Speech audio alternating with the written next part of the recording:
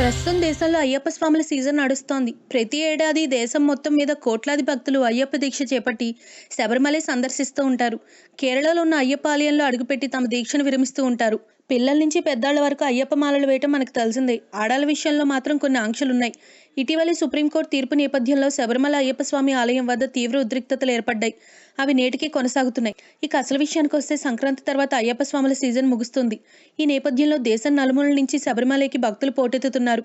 భక్తులు బస్సులు, ఇతర వాహనాల్లోనే కాకుండా రైళ్లలో కూడా అయ్యప్ప దర్శనానికి వస్తూ ఉంటారు. అయ్యప్ప భక్తులు పెద్ద సంఖ్యలో ఉంటారని తెలిసి రైల్వే శాఖ ప్రతి సంవత్సరం దేశంలోని అనేక నగరాలు, పట్టణాల నుంచి కేరళకు ప్రత్యేక రైళ్లు నడుపుతోంది.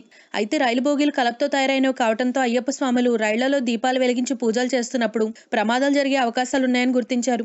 అందుకే రైల్లో పూజలు చేసి దీపాలు, హారతి కర్పూరాలు వెలిగిస్తే తీవ్రమైన చర్యలుంటాయని భక్తుల్ని హెచ్చరించింది రైల్వే శాఖ. రైళ్లలో దీపాలు వెలిగించినట్టు తేలితే ₹1000 ఫైన్, 3 ఏళ్ల వరకు జైలు శిక్ష తప్పదని స్పష్టం చేసింది. ఇటీవలే కొంతకాలంగా అయ్యప్ప స్వాములపై రైల్వే శాఖ ఫిర్యాదులు ఎక్కువగా వస్తున్నాయి. ప్రత్యేక రైళ్లతో పాటు సాధారణ రైళ్లలో కూడా అయ్యప్ప భక్తులు బోగీలలో పూజలు చేసి హారతి వెలిగిస్తున్నట్టు రైల్వే శాఖ దృష్టికొచ్చింది. ఈ మధ్య కోయంబత్తూరు మీదుగా కేరళ వెళ్తున్న స్పెషల్ ట్రైన్లో కూడా భక్తులు హారతి వెలిగించగా రైల్వే అధికారులు వారికి వార్నింగ్ ఇచ్చి వదిలిపెట్టారు. రైలు బోగీలలో హారతి వెలిగించడం అంటే కోరి అగ్ని ప్రమాదాలని ఆహ్వానించడమేనని రైలు అధికారులు అంటున్నారు. కర్పూరానికి త్వరగా అంటుకునే గుణం ఉంటుందని, హారతి నుంచి వ్యాపించే మంటలు త్వరగా అల్లుకుపోతాయని రైల్వే అధికారులు చెప్తున్నారు. If you like the video, please like us and subscribe Tollywood Nagar.